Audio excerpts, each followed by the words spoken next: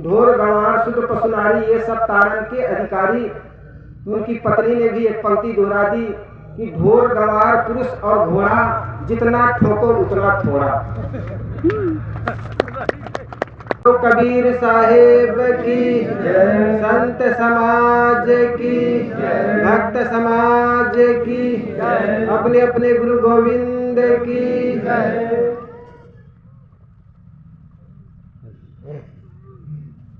कबीर आश्रम की संचालिका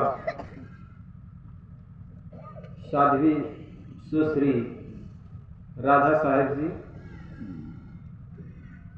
कबीर मंदिर हरियाणा से पधारे विनय साहेब जी, व राजस्थान से पधारे रूल साहेब जी, और इस मंच पर विराजमान श्रद्धेय सभी संतों के श्री चरणों में साहेब बंदगी करते हुए उपस्थित सत्संग प्रेमी बंधुओं, शक्ति भक्ति के स्रोत, ममतामयी माताओं, आज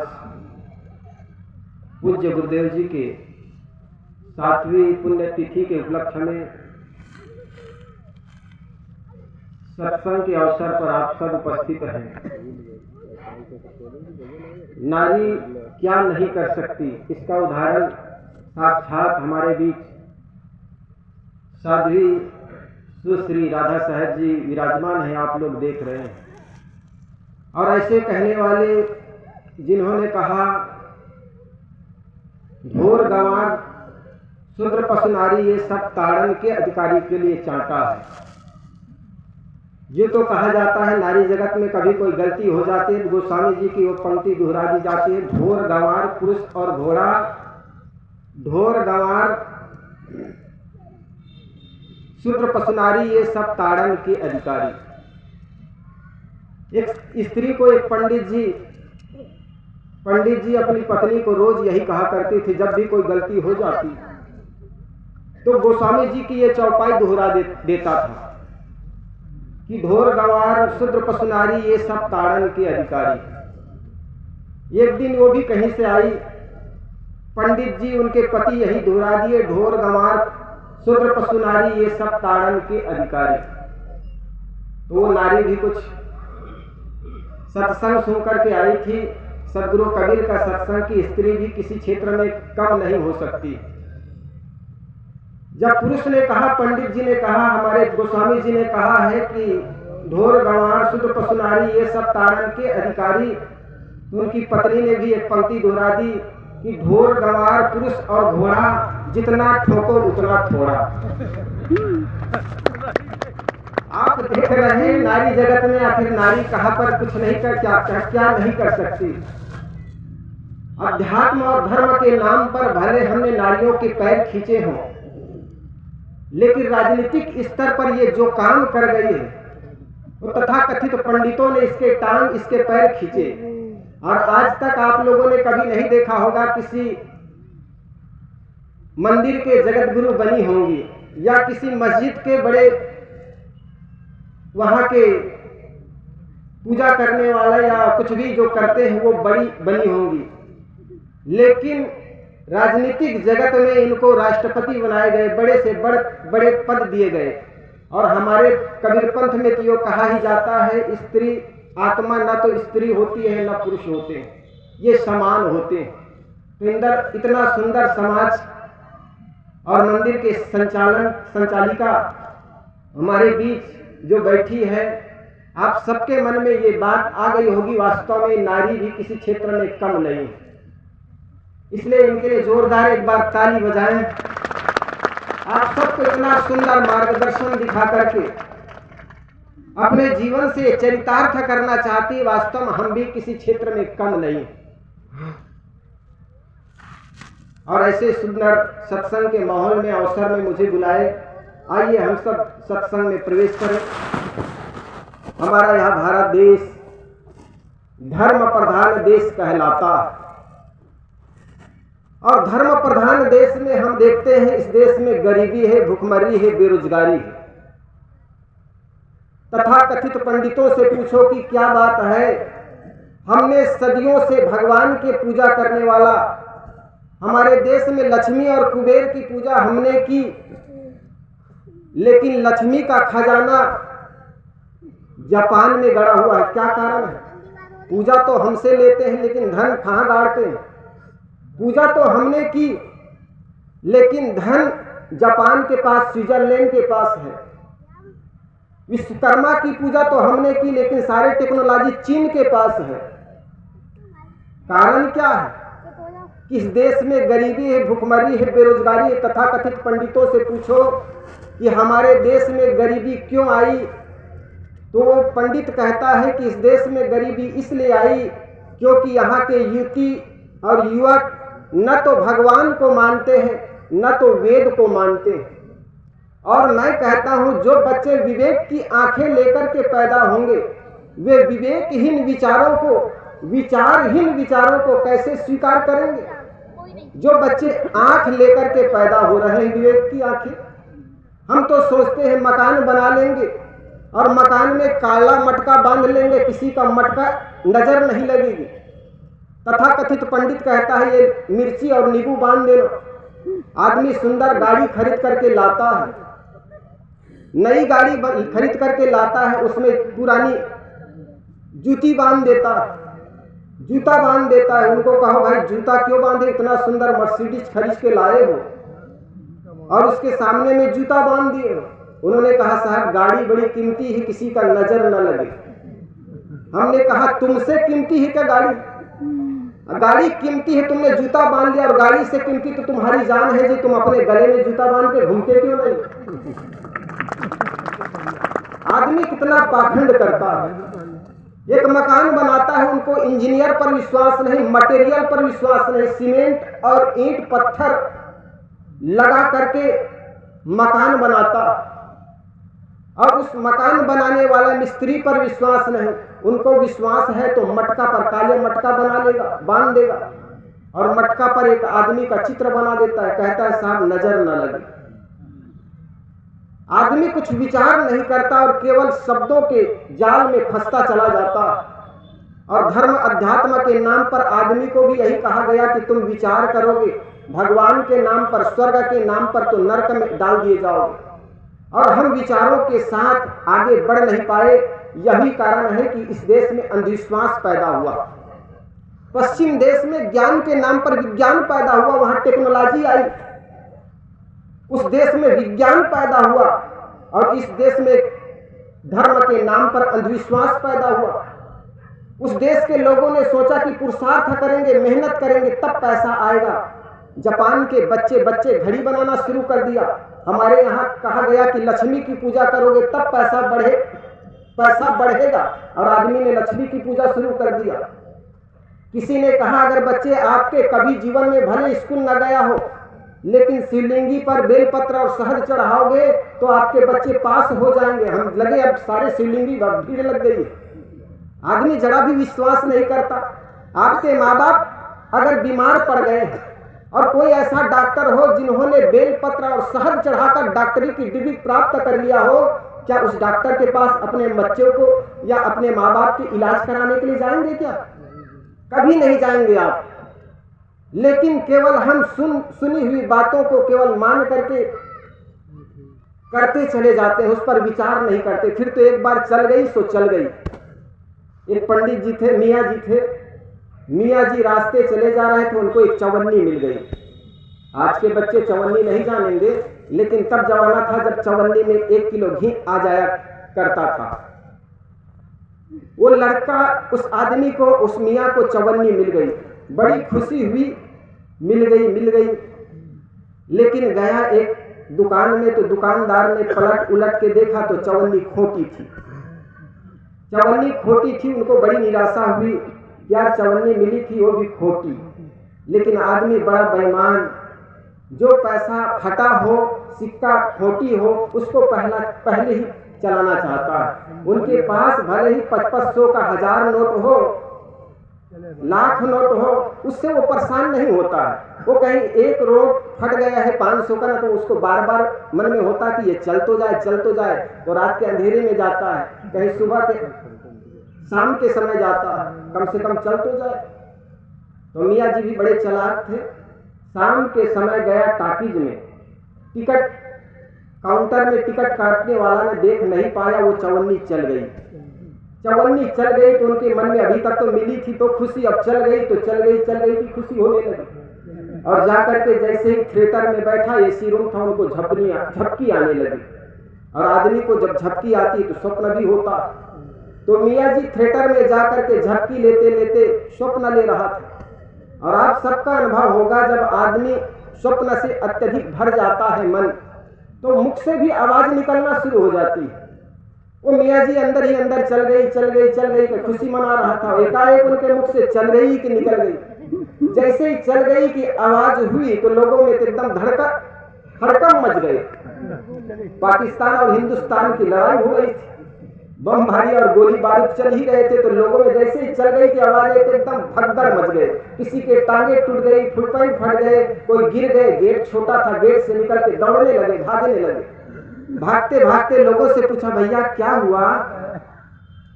तो लोगों ने कहा, भाई साहब गोली चल गई। गोली कहां से चली? कि अंदर से। अब दरवाजा छोटे थे, किसी के टांगे टूट गए, किसी के फुटपैंट फट गए। दरवाजा से बाहर निकल करके गलियों में भागने लगे, दौड़ने लगे। चौराहे पर पहुंच गए। चौराहे के लोगों ने पूछा, क्या हुआ भाई साहब? का गोली चल गई। चौराहे से होकर के फिर आगे गली में दौड़े चले जा रहे थे। उधर से पुलिस वाले आ रहे थे। पुलिस वालों ने कहा, भाई साहब क्या हुआ? लोगों ने कहा, साहब गोली चल गई। कहे कौन सी गली में? टाकिज वाली गली में। टाकिज वाली गली में पुलिस वाले जाकर के कहा, भाई साहब कहाँ पर गोली चली? सरकार वो टाकिज के सामने जो गेट है ना, वहां से गोली चली। टाकिज के गेट के पास जाकर के पुलिस वाले ने पूछा, भाई साहब बताओ गोली कहाँ से चली? सरकार गोली अंदर से चली है। अंदर में जाकर के पूछा, भाई गोली कहाँ से चली? सरकार ये पर्दा के पास से गोली चली है।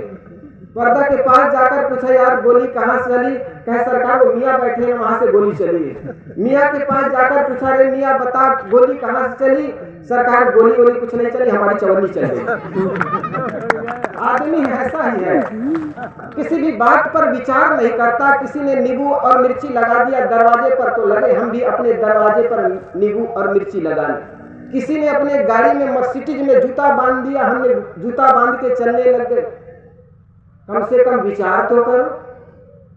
सदगुरु कबीर कहते हैं, करहु विचार जो सब दुख जाए। हम सोचते हैं कि कुबेर और लक्ष्मी की पूजा कर लेंगे, हमारे घर में लक्ष्मी आ जाएगी। तथाकथित पंडित भी बता देते हैं, आपके घर में अमुक ग्रह है, अमुक शनि लग गया है, इसी कारण आपके घर में धन नहीं आता। और तथाकथित ऐसे ज्योतिषी भी आपको मिल जाते हैं, एकदम धीरेन्द्र शास्त्री जैसे। आप सोचते हैं बिल्कुल भविष्यवक्ता बता ही देंगे, लेकिन मैं कहता हूं दुनिया में ऐसा कोई नहीं है। जो घटनाएं घट चुकी उसको आप बता सकते हैं, लिख सकते हैं, लेकिन कल क्या होने वाला है ये दुनिया में कोई नहीं बता सकता। अगर ये बता सकता तो 8 नवंबर को मोदी ने नोटबंदी की, बहुत से लोग होने वाली हानियों से बच सकते थे। आए दिन भूकंप होते हैं, आए दिन ट्रेन दुर्घटनाएं होती है, आए दिन पाकिस्तान इस भारत के धरती पर बम गिरा देते हैं। इन लोगों को अगर संरक्षण देकर के सरकार ये जनधन हानि होती है, ये व्यवस्था को अगर जान लेती तो हजारों लोगों की जो जनधन की हानि होती उसको बचाया जा सकता है। लेकिन इन लोगों को तो केवल भोली जनताओं को ठगनी है। इसलिए ऐसे जाल में कभी मत फंसो।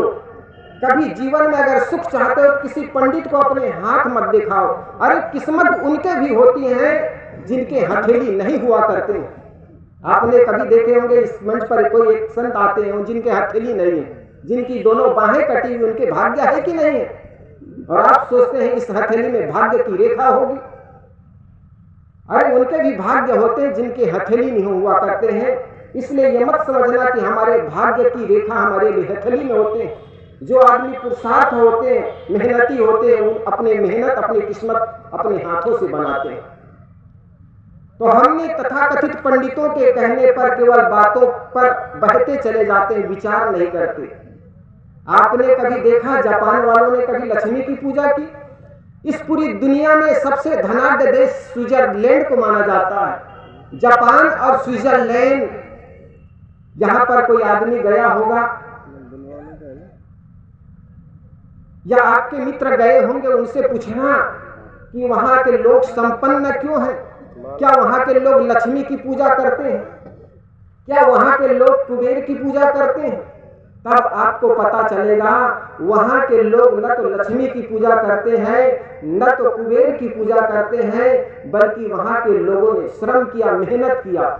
और जो देश मेहनत करता है वो देश आगे बढ़ता। इसलिए सदगुरु कबीर ने कहा, कर भैया बल आपनी छाड़ बिरानी आस, जाके आंगन नदिया बहे सोकस मरे प्यास। सदगुरु कबीर कहते हैं कि प्रलंबन के चादर को हटाओ, भाग्यवाद और भगवानवाद की इस चादर को जब तक नहीं हटाओगे तब तक आपका जीवन सुंदर और विकसित नहीं हो सकता। हम तो सदियों से यही मान लेते हैं कि जन्म दिया हमको भगवान ने, जन्म दे दिया, हम बड़े हो गए, भगवान ने हमको बड़ा कर दिया, हम पढ़ लिख करके नौकरी वाले बन गए, हमारी नौकरी लग दी तो भगवान ने नौकरी लगा दी, पत्नी आ गई, शादी हो गए, पत्नी आ गई, बच्चे हो गए, बूढ़े हो गए, मर गए, हमको भगवान ने मार दिया। और जिस देश की जनता के जन्म से लेकर के मृत्यु तक का ठेका भगवान लेता हो वो देश कभी विकसित नहीं हो सकता। इसलिए मेरे मित्रों, मेहनत करो। इस देश का दुर्भाग्य रहा है ये देश की वर्ण व्यवस्था, और वर्ण व्यवस्था के चलते लोगों को कहा गया जी कि जो मेहनत करता है वो छोटा। बोलिए सदगुरुदेव की। आपका ध्यान मेरी ओर होनी चाहिए, आने वाले जाएंगे आएंगे, बात बहुत ध्यान से सुनोगे तो कुछ हमारे भी वाणी से हमारे मन में कुछ ऐसे विचार आएंगे, शायद आपकी मन को कुछ ठेस लगे, कुछ चोट लगे।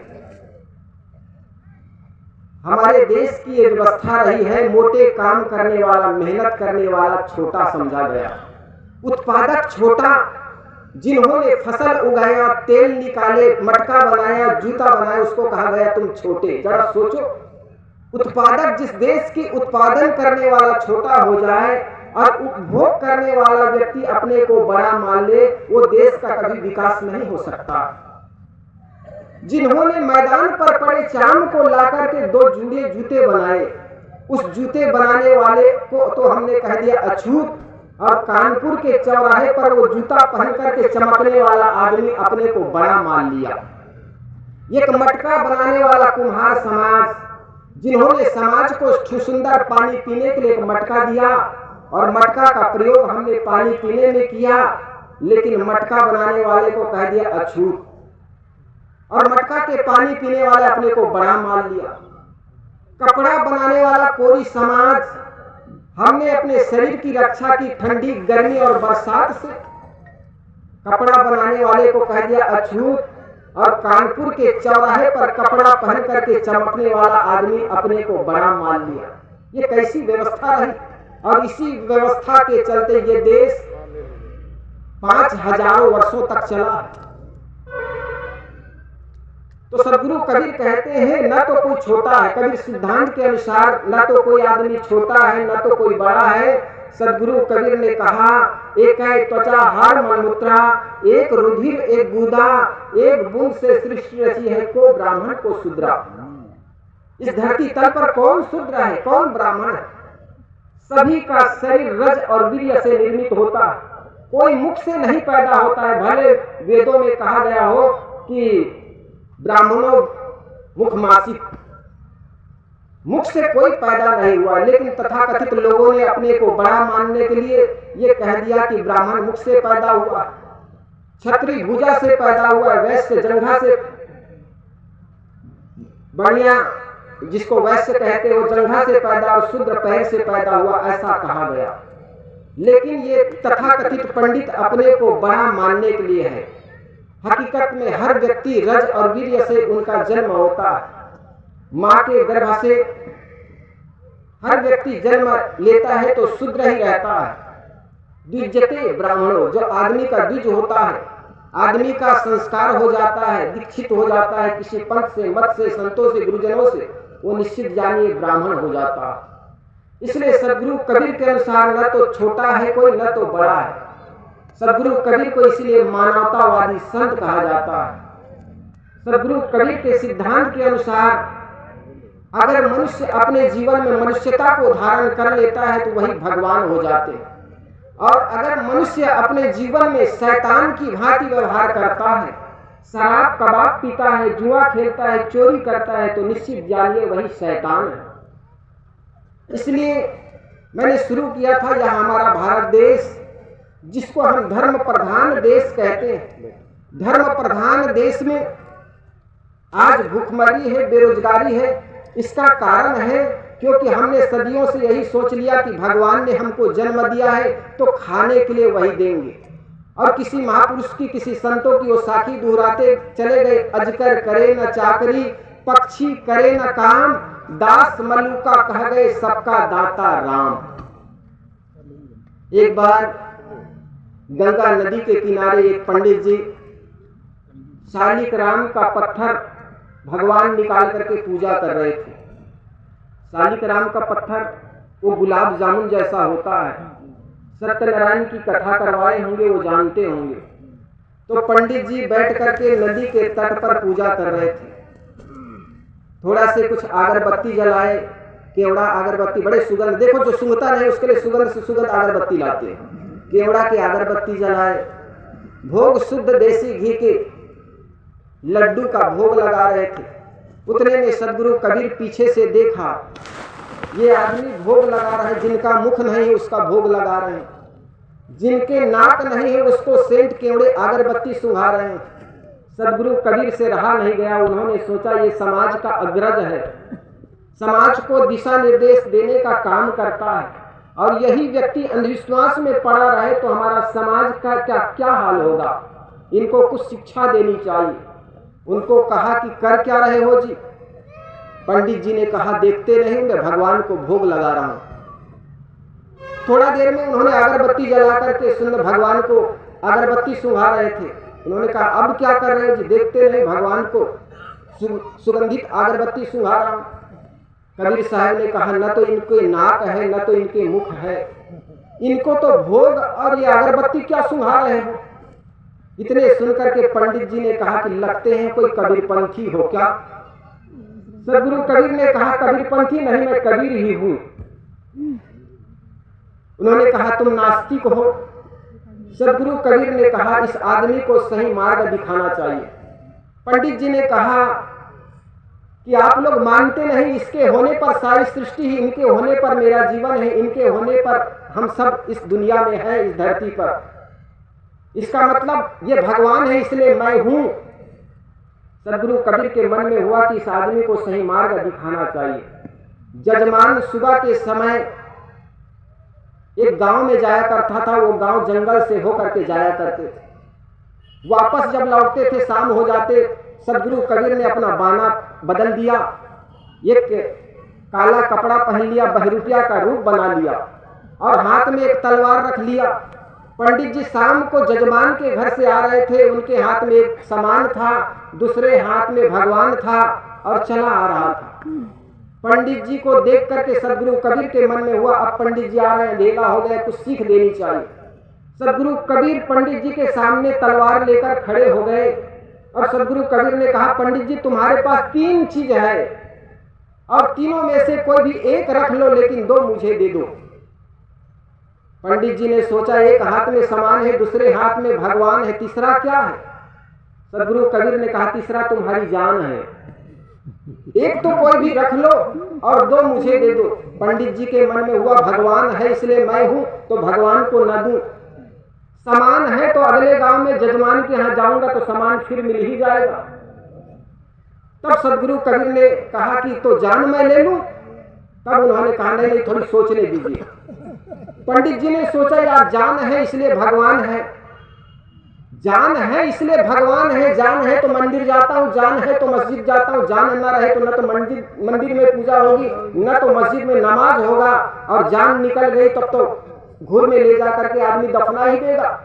तब पंडित जी ने थोड़ा सोचा कि ये सामान और भगवान का उपयोग जान है इसलिए करता हूँ, तो ये पंडित जी ने कहा कि ये सामान और जान भगवान ले लीजिए, क्योंकि भगवान जयपुर में जाकर के और खरीद लूंगा। अगर जान ही चली जाए तो न तो भगवान मिलेगा न तो सामान मिलेगा, इसलिए आपका जान मेरी जान है, इसलिए भगवान ने कहा। तो पंडित जी को कबीर साहब ने कहा अब समझ में आई आपको? जब तुम्हारी जान है तब तक तुम्हारे भगवान है, जब तक तुम्हारी जान है इसलिए सामान का उपभोग भी आप करते हैं। और इस तन से जब जान निकल जाएगी न तो तुम्हारे भगवान को पूजा करेंगे न तो कोई सामान का उपभोग कर पाएगा। इसलिए मेरे मित्रों, इस जान में रहने वाले ही, इस नर में रहने वाले ही नरान है, उसको समझो। हम केवल भगवान भगवान कहते चले जाते हैं। कई बार होता है महाराज इस बार बारिश अच्छी हुई, फिर कहते हैं महाराज हमारे घर में एक भैंस जन्मी, फिर कहते हैं महाराज आपकी कृपा से भैंस का पाड़ा मर गया। महाराज कहते हैं मेरी कृपा से बारिश अच्छी हुई, मेरी कृपा से पाड़ा जन्म लिया, अब मेरी कृपा से भैंस जन्म ली मर गया, ये तो बात अशुभ हो गया ना। हम केवल विचार नहीं करते, बातों के प्रवाह में केवल भगवान भगवान करते करते चले जाते हैं। हकीकत तो ये है कि हम जब तक जीवित हैं तब तक मंदिर जाते हैं, मंदिर में पूजा करते हैं। और आदमी का अहंकार देखिए, अपने बनाए हुए मंदिर में तख्ती लिख करके चिपकाता है कि इस मंदिर में किसी प्रकार का नशा पत्ता करना मना। अपने बनाए हुए मंदिर का कितना हिफाजत करते हो, कितना इज्जत करते हो।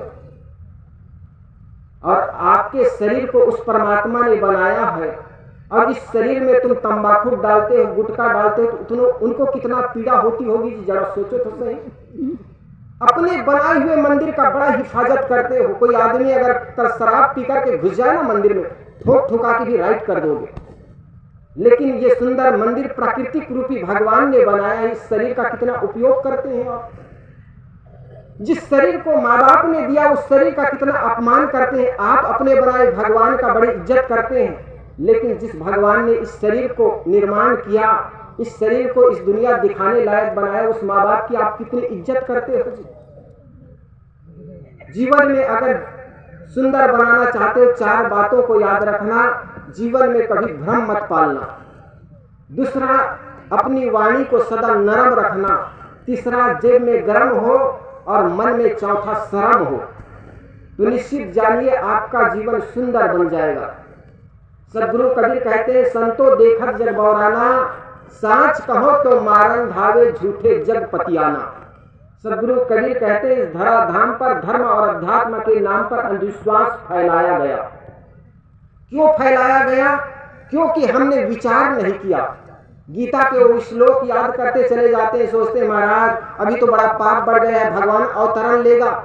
यदा यदा हि धर्मस्य ग्लानिर्भवति भारत अभ्युत्थानम्, वो श्लोक हम दोहराते चले जाते हैं। भगवान तब अवतार लेते हैं जब पाप बढ़ जाते हैं। तो इसका मतलब हमें इसको मूल्यांकन करना चाहिए, तौलना चाहिए। पाप बढ़ जाते हैं तब भगवान अवतरित होते हैं ना। तो सतयुग में कहा जाता है चारों चरण पुण्यों से भरा हुआ था। जब चारों चरण पुण्यों से भरा हुआ था तो वहां पर किसी के अवतार की जरूरत नहीं थी। लेकिन कहा जाता है वहां पर एक अवतार थे। उसके बाद द्वापर आइए, वहां पर 2 चरण पुण्यों से भरा हुआ था और 2 पापों से भरा हुआ था। तो 2 अवतार की चर्चा की जाती है।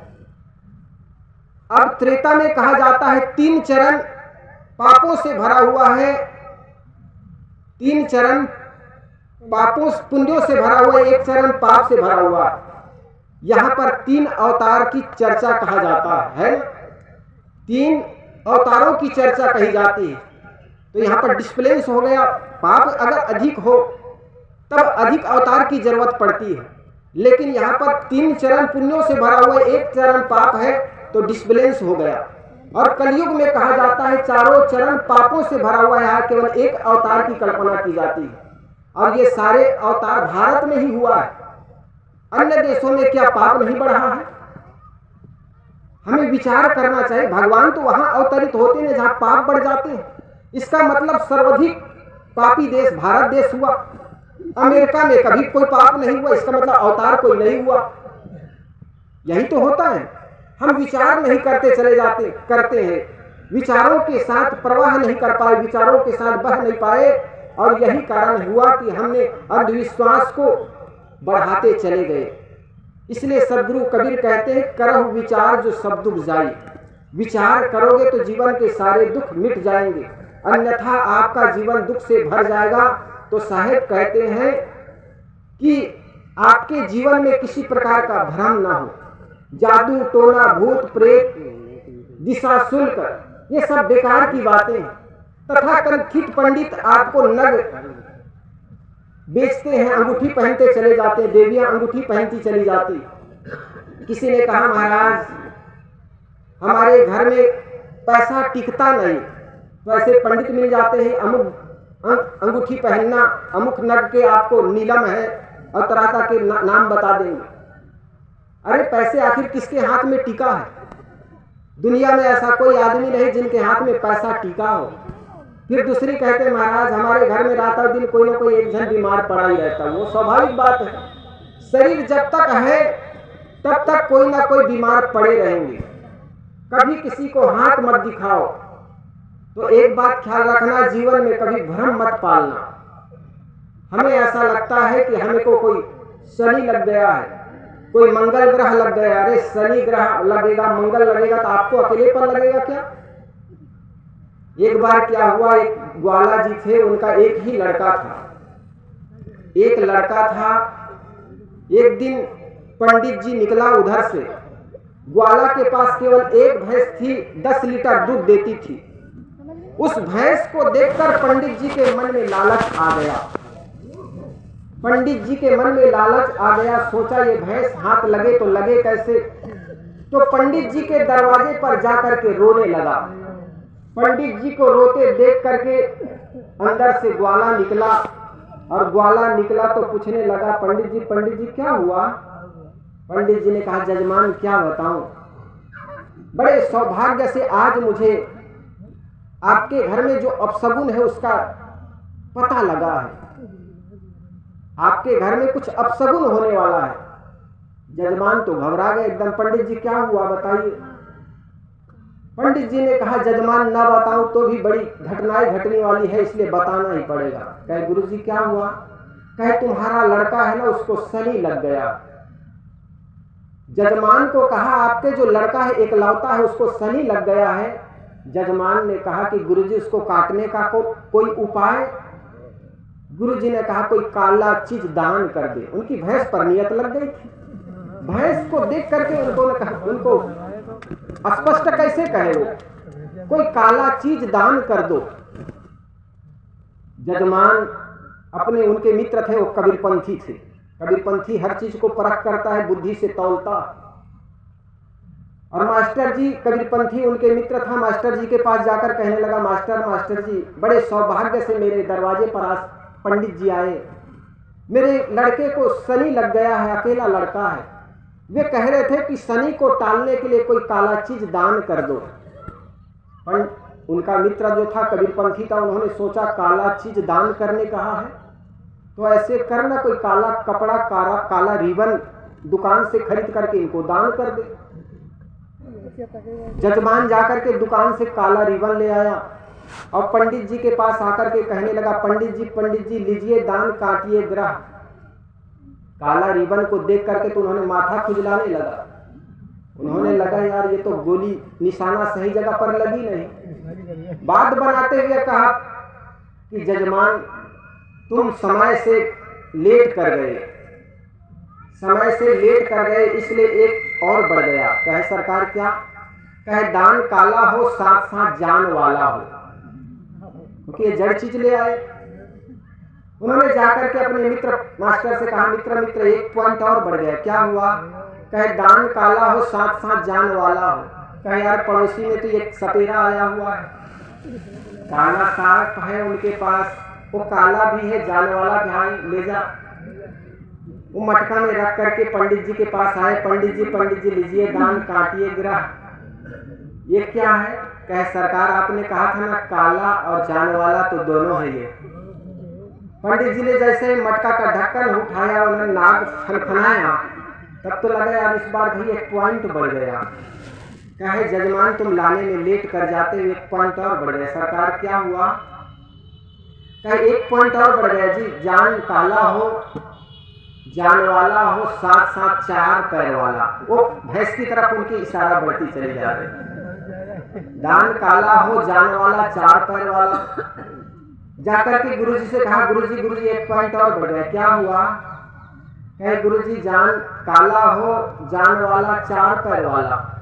उन्होंने कहा अरे भले आदमी मेरे घर में काली बिल्ली है और ये तीनों पॉइंट काम करता है, काली भी है और जान वाली है, चार पैर वाली है।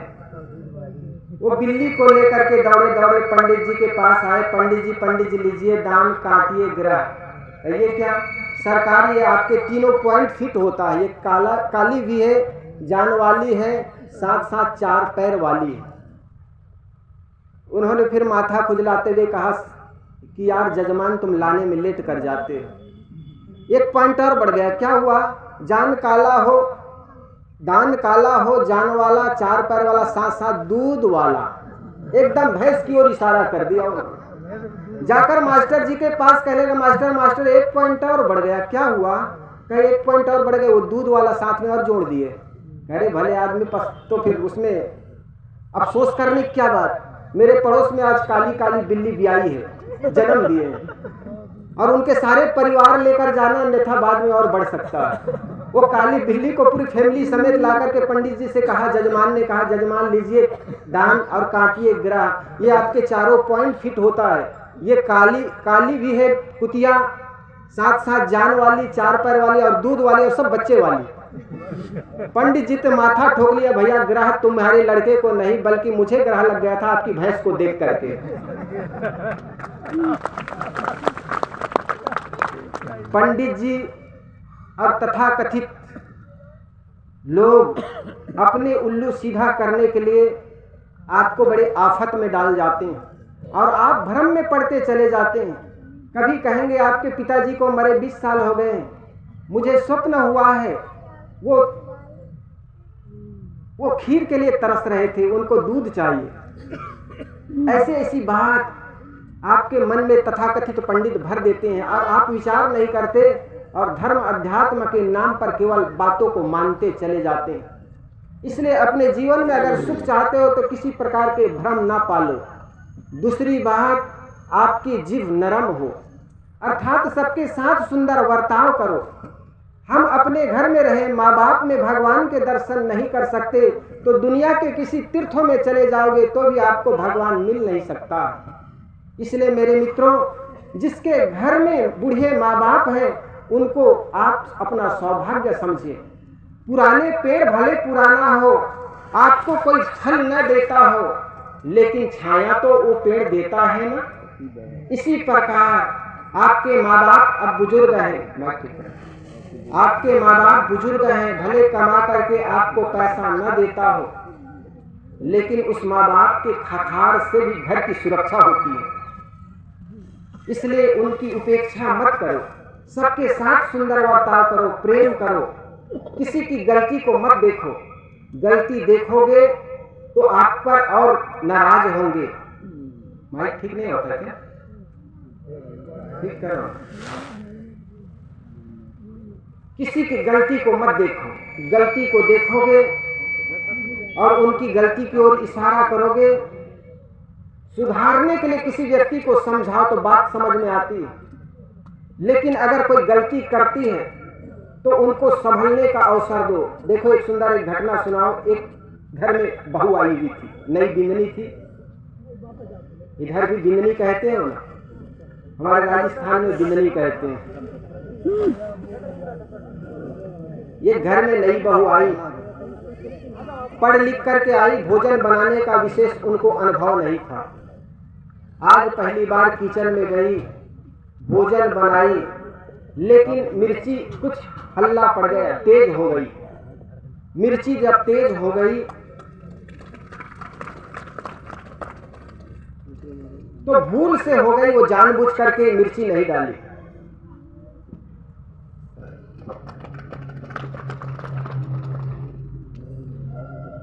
बहू जब भोजन बना करके तैयार कर दी, अपनी सास को पारस की और सास पहली बार एक कौर डाली तो पता चला मिर्ची बहुत तेज पड़ी हुई। कुछ बोली नहीं, लेकिन उनकी जो बहू थी वो भी पढ़ी लिख करके आई हुई थी। पास में बैठ करके कहने लगी, माँ जी भोजन कैसा बना है? बेचारी हैसू हैसू करते करते खाई जा रही थी, मिर्ची तेज थी। और पास में बैठ करके बहू रानी पूछने लगी, माँ जी सब्जी कैसी बनी है, भोजन कैसा बना है। सास कहने लगी, बेटी तुम व्यवहार क्षेत्र में कुशल नहीं बल्कि भोजन बनाने में बड़े निपुण हो। माँ जी भोजन अच्छा बना है तो सब्जी कैसी बनी, बेटी सब्जी भी बहुत अच्छी बनी। लेकिन माँ जी आपके आंखों में आंसू कैसे, क्योंकि मिर्ची तेज हो गई थी और हायसू हायसू करते करते खाई जा रही थी, आंखों से गंगा जमुना बह रहे थे।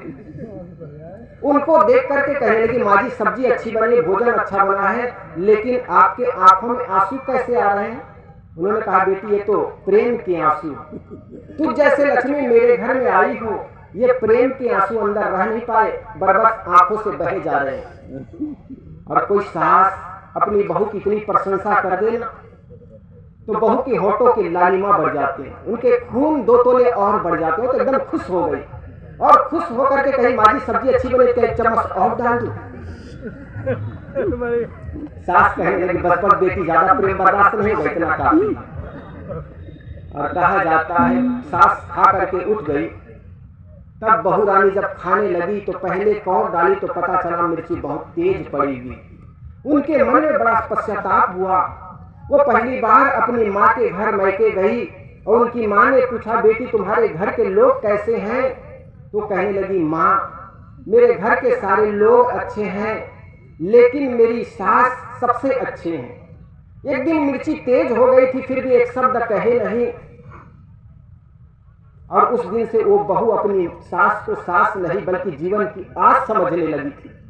उस दिन से वो बहू अपनी सास नहीं भी सास को एक माँ की तरह सेवा करती रही। हमारे घर में होता उल्टा, कहीं आज मिर्ची नहीं पड़ी कि नमक तेज हो गया, घर में महाभारत मचा देते हैं। मेवाड़ के धरती पर पैदा होने वाली मीरा, जिनके ससुर साहब ने जहर का प्याला भेजा साहब, और ये कहा जाता है जहर का प्याला भी उनके लिए अमृत हो गए। 1000 बार ऐसा कई बार हो जाता, हमारा मन स्वस्थ हो, हमारा चिंतन शुभ हो और हम गलत चीज खा जाए तो गलत चीज भी प्रभावित नहीं कर जाता। कई बार ऐसा होता। हमारे घर में अगर माँ ने सुंदर घी लगी हुई रोटी भी खिला देते हैं, पत्नी के हाथों से सुंदर चीज हम खाते हैं, वो भी हमारे लिए अपच का कारण हो जाता है। क्यों? क्योंकि हम संदेह से भरे हुए हैं। हमारे मन में अगर विकार है, क्रोध की स्थिति में खा रहे हैं, भयभीत की स्थिति में खा रहे हैं, तो गलत प्रभाव डालेगा। और यही कारण है गांव का किसान सूखी रोटी और सब्जी खाते हैं ना, फिर भी उनको वो अमृत का काम कर जाती है। और शहर का सेठ काजू किशमिश भी भोजन करता है ना, वो कब्जियत का कारण होता है। इसलिए मैं दूसरी बात बता रहा हूँ कि आपकी वाणी में मिठास हो, नरम हो। वचन तो सबसे मीठा बोल, वाणी का बान बुरा है, जिसकी वाणी में मीठापन है उसको सारा जगत चमन है। फिर मन चाहे तो डोल रे, वाणी का बान बुरा है। कभी किसी की गलती मत देखो। एक विद्यालय में एक लड़का अंगूठी पहन करके आया, अंगूठी किसी ने चोरी कर ली। लड़का ने कहा, गुरुजी मेरी अंगूठी चोरी हो गई। मास्टर ने कहा, बेटा अंगूठी पहन के क्यों आए, इतनी कीमती चीज मैंने मना किया था ना। लड़का ने कहा, गुरुजी कल मेरा जन्मदिन था, मेरी माँ ने कहा बेटा आज अंगूठी पहन ले, चूंकि तुम्हारा जन्मदिन है, इसलिए मैंने पहन लिया, न था पहनने की मेरी कोई इच्छा नहीं थी। लड़का जब अंगूठी चोरी हो गई तब मास्टर ने कहा, कोई बात नहीं बेटा, सारे बच्चे यहीं पर है और चोरी करने वाला लड़का भी होगा तो यहीं होगा। सबके आंखों में पट्टी बंधवा दी। सभी लड़के अपने अपने रुमाल लेकर के आंखों में पट्टी बांध लिए। मास्टर जी ने खोजना शुरू किया। बीच में ही मास्टर जी की अंगूठी, लड़के की अंगूठी मिल गई। मास्टर ने सोचा अगर बीच में ही अंगूठी मिल गई और लड़कों को कह दिया कि सबकी खोज बीच में से अंगूठी मिल गई, तो पीछे वाले लड़कों ने सोचेगा कि हम तो शरीफ बाप के औलाद हैं, आगे वाले चोर हैं। मास्टर ने खोजना बंद नहीं किया, पीछे तक खोजते रहे, सबके जेब को टटोले और अंतिम में आकर कुर्सी में आकर के बैठ करके कहा, बेटा ये अंगूठी मिल गई। मास्टर के वो बच्चा था जिनकी अंगूठी चोरी हो गई, तो लड़का बड़ा खुश हो गया। मास्टर के जरा भी पढ़ाने में, व्यवहार में, प्यार में कभी कोई फर्क नहीं पड़ा, लेकिन जिसके जेब से अंगूठी निकला हुआ था वो लड़का सोचता था कि गुरुजी आज मुझे बेइज्जती करेंगे, मैं लोगों के लड़कों की निगाहों से गिर जाऊंगा। अभी बताएगा, लेकिन बच्चों की छुट्टी हो गई, गुरुजी ने कभी किसी को बताया नहीं। दूसरे दिन वो लड़का आया, कल तो हम केवल 50 लड़के थे अपनी क्लास में, गुरुजी ने बताया नहीं, बेइज्जती नहीं हुई। आज करीब 1000 की संख्या में हैं और 1000 की संख्या में गुरुजी इस बीच में अगर बता देंगे मुझे बड़ी बेइज्जती होगी, सारे लड़कों की दृष्टि में मैं गिर जाऊंगा। लेकिन गुरुजी के जरा भी पढ़ाने में कोई फर्क नहीं पड़ा, व्यवहार में फर्क नहीं पड़ा और नहीं प्रेम में कोई फर्क पड़ा। ऐसे करते करते 20 वर्ष बीत गए, 25 वर्ष बीत गए। उस विद्यालय में वार्षिक उत्सव किया गया। वार्षिक उत्सव हुआ तो वहां बाहर के कोई अधिकारी बुलाए गए। वो अधिकारी आया, आकर के उस विद्यालय में कहा मैं अमुक सर से मिलना चाहता हूं। वो सर कहाँ हैं? वहां के टीचरों ने कहा सर 25 साल पहले की बात करते हैं, वो तो कब के रिटायर्ड हो गए, बूढ़े हो गए। उस ऑफिसर ने कहा उस गुरुजी को बुलाया जाए। गुरुजी को बुलाए गए। गुरुजी को कहने लगा, उनके पैर छू करके, गुरुजी मुझे पहचानते हो? गुरुजी ने कहा बेटा मैं, वो अधिकारी बन गया था, उनको कहा सर मैं आपको पहचानता नहीं। उस अधिकारी ने कहा गुरुजी मुझे नहीं पहचानते? वो लड़का जिन्होंने अंगूठी चोरी की थी, आपको पता है, सबको आंखों में पट्टी बंधवाए थे। गुरुजी ने कहा बेटा मुझे अभी तक कुछ ख्याल नहीं आया। गुरुजी वो आंखों में पट्टी बांधे थे और बांध करके खोज रहे थे, वो लड़का मैं हूं, मेरे जेब से वो अंगूठी निकली थी। गुरुजी ने कहा बेटा हकीकत बात बताऊं, जब आप सारे लड़कों को जब आंखें में पट्टी बंधवा दी थी ना, उसके बाद मैं भी अपने आंखों में पट्टी बांध दिया था ताकि मुझे वो लड़का पता ना चले कि जिसने चोरी की है। अगर जिस लड़के ने चोरी की है अगर पता चल जाता तो मेरे पढ़ाने में फर्क पड़ता, प्रेम में फर्क पड़ता, व्यवहार में फर्क पड़ता। मैंने अपनी आंखों में पट्टी बांध ली थी, इसलिए मुझे पता नहीं चला कि वो कौन लड़का है। तब उस अधिकारी ने कहा गुरुजी मैं अभी तक तो आपकी इज्जत करता था, लेकिन आज आपको प्रणाम करने का मन करता है, आप भगवान हैं आप। आज अगर उस दिन चोरी जिस मैंने किया था सबके सामने बता देता, मैं सबकी दृष्टि से गिर गया होता, और आज मैं अधिकारी बना हूं। गुरुजी आपका आशीर्वाद का प्रताप है। ठीक इसी प्रकार आपके घर में कभी बेटे से गलती हो जाए, बहू से गलती हो जाए, पत्नी से गलती हो जाए, कभी किसी से गलती हो जाए तो कभी किसी को बताना मत। जिस प्रकार कुआं अपने अंदर अपने छाया अपने अंदर रखता है, इसी प्रकार आप अपने घर की सारी बातें भी अपने अंदर रखना। कभी ऐसे कोई संत गुरुजन आपके दरवाजे पर चले आए, उनके चरणों में अपना मस्तक रख देना और समस्याओं का हल पूछ लेना। निश्चित जानिए आपके घर के कोई भी समस्याओं का समाधान हो जाएगा। जीवन में अगर सुख चाहते हो तो एक तो भ्रम मत पालना, दूसरा अपने जीभ को नरम रखना और तीसरा जेब गरम रखना। धन की बड़ी आवश्यकता है साहब, इसको नकारा नहीं जा सकता। इस व्यास गद्दी पर बैठ करके कह देना कि पैसा तो माया मोह है, ये बड़ा सरल है, लेकिन पैसे के बिना हमें 10 किलोमीटर चलना भी बड़ा कठिन हो जाता। जो आदमी पैसा नहीं छूता ना, उनका भी अहंकार है, पैसा नहीं छूते हम, लेकिन वो भी एंड्रॉइड के फोन रखता है, जब रिचार्ज कराओगे तो पैसे की जरूरत पड़ती है। मर्सिडीज और एम्बेसडर बड़ा सा बड़ी गाड़ी रखोगे, उसमें भी तेल की जरूरत पड़ेगी, तो पैसा रखने के लिए कोई नौकर की जरूरत पड़ेगी आपको। इसलिए पैसे की जरूरत है और पैसे के बिना आदमी की इज्जत नहीं होती। गोस्वामी तुलसीदास जी ने कहा नहीं दरिद्र सम दुख जग माही, दरिद्रता के समान दुनिया में कोई दुख नहीं। इसलिए सबके पास सुंदर गाड़ी, सुंदर कपड़े, सुंदर बंगला हो। चौथी बात, मन में शर्म हो, लज्जा हो। लज्जाशील व्यक्ति दुनिया में मुर्दे के समान है। जिन महापुरुषों को हम पूजते हैं चित्रों के माध्यम से, उनके चरित्रों के कारण पूजते हैं साहब, और जिनके चरण हम चूमते हैं चूंकि उनके आचरण अच्छे हैं। इसलिए इस दुनिया में सदगुरु कबीर ने या किसी संत ने कहा, सीलवान सबसे बड़े सब रत्नों के खान। पूरी दुनिया में अगर कोई बड़ा है तो जिसका विचार सीलवान है, जिसका आचरण सुंदर है। कोई पुरुष सुंदर हो, कोई स्त्री सुंदर हो, लेकिन बोली मिठास ना हो, कर्कशा हो ना, तो दुनिया में कोई चाहता नहीं। भले कुरूप हो लेकिन मीठी वाणी हो, उस आदमी को हर आदमी चाहता है। इसलिए सीलवान हो। मेरा समय लगभग तो शीलवान सबसे बड़ा सब रत्नों के खान। हमारे जीवन में शील हो, धैर्य हो, विवेक हो, विचार हो। बड़े से बड़े संकट आ जाए तभी कभी डगमगाओ मत। महाराज राम के जीवन में ऐसा आया। आज तो हमारे बच्चे कहीं मेडिकल में सेलेक्ट नहीं हुआ, पीपीआई एसडीएम में सेलेक्ट नहीं हुआ, किसी भी नौकरी में सेलेक्ट नहीं हुआ तो आत्महत्या करने की कगार पर पहुंच जाते हैं। वो महाराज राम 16 वर्ष की उम्र में कहा गया शाम को कि राजगद्दी होगी। उत्सव मनाए जा रहे हैं, बिगुल बज रहे हैं, सारे उत्सव हो रहे हैं, सजाए जा रहे हैं लाइटों से। लेकिन सुबह सुबह कह गए आपका वनवास।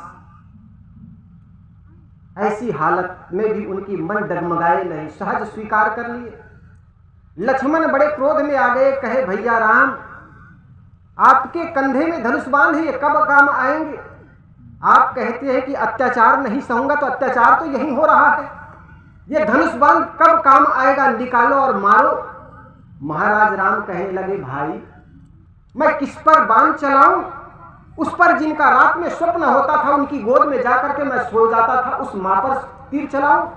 या उस पिता पर जिन्होंने सुबह उठ करके देखा कि मेरे कान पर के एक बाल पक गए हैं, अब राजगद्दी चलाने के लायक मैं नहीं रहा। गुरुजी के पास दौड़े दौड़े गए, वशिष्ठ जी से कहने लगा गुरुजी अब राजकाज चलाने के योग्य मैं नहीं रह गया, इसलिए मेरे सुपुत्र बड़े राम को राजगद्दी दी जाए।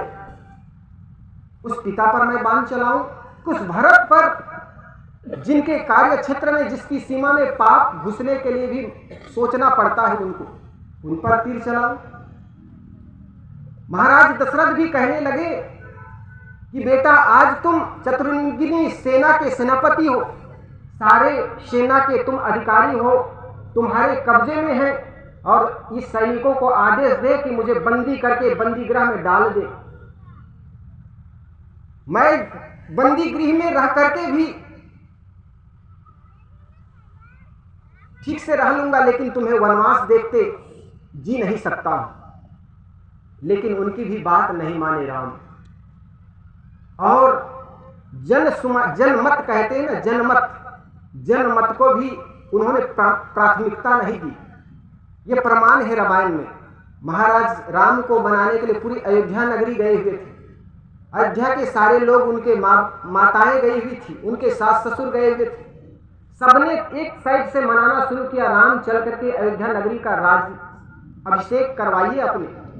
लेकिन जनमत का उन्होंने प्राथमिकता नहीं दी, उन्होंने नीति को माना।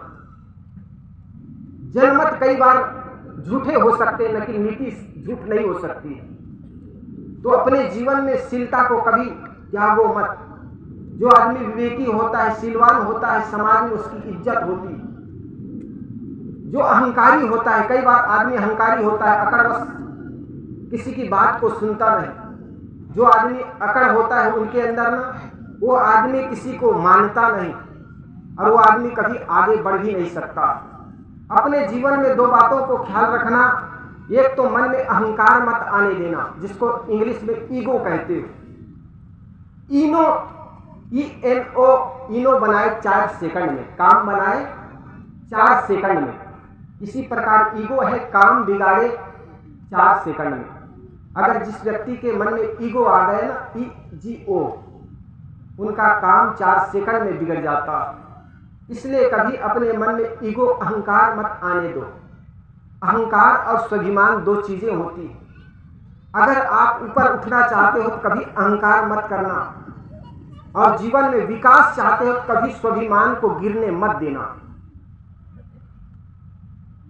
गांव में एक परिवार था, बड़ा गरीब परिवार। एक दिन उनकी पत्नी गर्भवती हो गई। पिता के मन में बड़ी खुशी हुई, अब मेरे कुल का एक वंश पैदा होने वाला है। पिता का बनने का भी एक खुशी होती। उनके मन में तरह तरह की कल्पनाएं उठने लगी। मैं पिता एक बच्चे का बाप बन जाऊंगा, मेरे वंश का कुल अंश पैदा हो जाएगा। लेकिन होनी को कौन टाल सकता है साहब? जो हो चुका है उसको आप लिख सकते हैं, दूसरे को आप बता सकते हैं, लेकिन क्या होने वाला है या तो समय जानता है या तो कुदरत जिसको कहते हैं वो जानता। एक दिन जा रहा था, रास्ते में दुर्घटना में वो मर गया।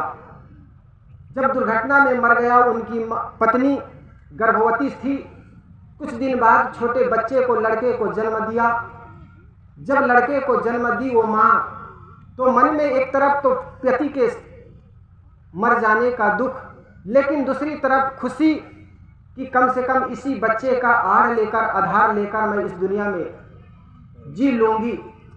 और इनके पिता चाहता था कि लड़के को पढ़ा लिखा कर, बुद्धिमान बनाकर खूब बड़े आदमी बने, तो मैं भी अपने बेटे को खूब पढ़ाऊंगी लिखाऊंगी। वो बेचारी दूसरे के घर में पोछा लगाने जाती, चौका लगाने जाती, पैसा बनता, बच्चे को धीरे धीरे बच्चे बड़े हो गए, उनके फीस भरते, पढ़ाने लग गए।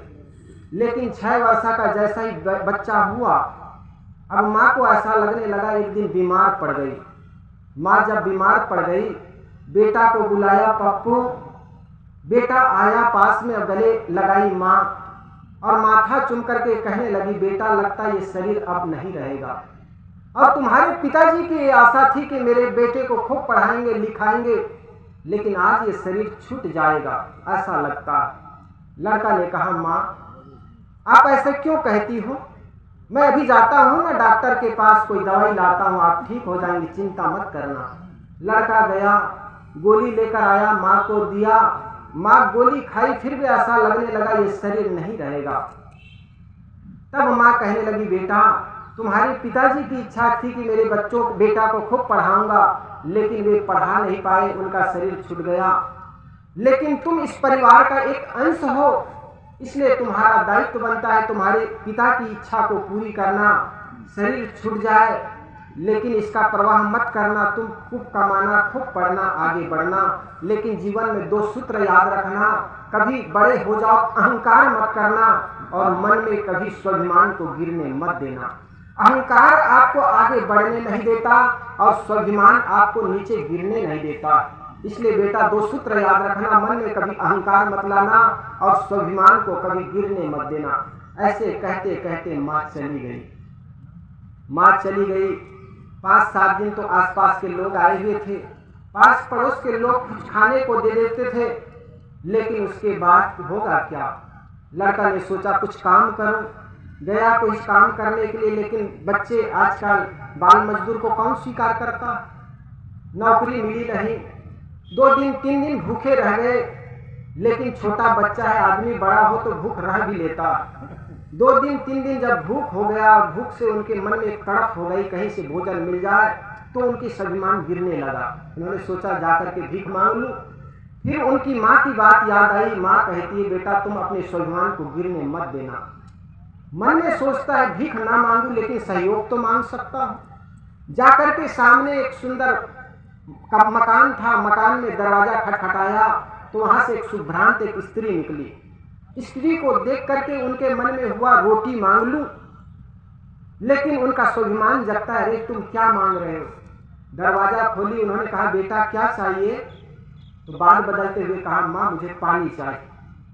वो शुभ्रांत स्त्री उनके चेहरा देखकर जान गई। माँ जान जाती, साहब किसी का बेटा हो ना, भले माँ अनपढ़ हो, वो अनपढ़ माँ अपने बेटा को पढ़ लेती और बच्चा भी अपने माँ को पढ़ लेता है। वो माँ पढ़ ली, उनके चेहरा को देखकर ऐसा लगने लगा ये लड़का 2-3 दिनों से भूखा है और केवल पानी मांग रहा है। जा करके दरवाजा जैसे ही किचन खोला तो 1 गिलास दूध उनको दिखाई पड़ा। दूध लेकर लड़का के पास आया। लड़का देख नहीं पाए पानी के है कि दूध है। उन्होंने जैसा पी लिया तब पता चला यार ये तो दूध था, और उनके मन में हुआ इसने मुझे दूध पिलाई है तो मैं भी इसको कुछ दूं। वो लड़का कहने लगा माँ आज तुमने मुझे दूध पिलाई, इसके बजाय मैं क्या दूं बताइए। माँ सोचती ये लड़का 2-3 दिनों से वैसे भूखा दिख रहा है और क्या दे पाएगा, बेटा मुझे कुछ नहीं चाहिए।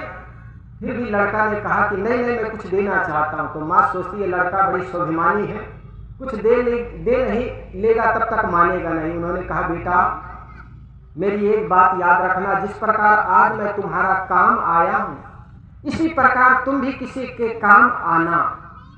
उस लड़का ने इस बात को गांठी बना ली कि जिस प्रकार आज आपत्ति के समय मैं तुम्हारी काम आई हूँ, इसी प्रकार तुम भी किसी के काम आना। इतना कह करके वो लड़का जैसे ही चला गया सुन करके, और उस माँ ने पता लगाया कि ये लड़का कहाँ पढ़ता है, कहाँ रहता है, तो पता चला कि अमुक स्कूल में जा करके पढ़ाई करता है। मास्टरों से पता लगाया तो फीस बताया 2-3 महीनों से भरा नहीं है। उनकी फीस भी चुपके से वो दे देती थी। किसी दुकान में जा करके कह देती कि ये लड़का है सामान लेने के लिए, तो इनको कोई भी सामान की कमी मत करना, मत करना, दे देना। ऐसे करते करते वो लड़का 20-21 वर्ष के हो गए। अब उस गांव को छोड़ करके कहीं कॉलेज चले गए, पढ़ाई पूरी कर ली। अब जहाँ गया 20-25 साल जब बीत गया, उस सुभ्रांत माँ को एक दिन कैंसर हो गया।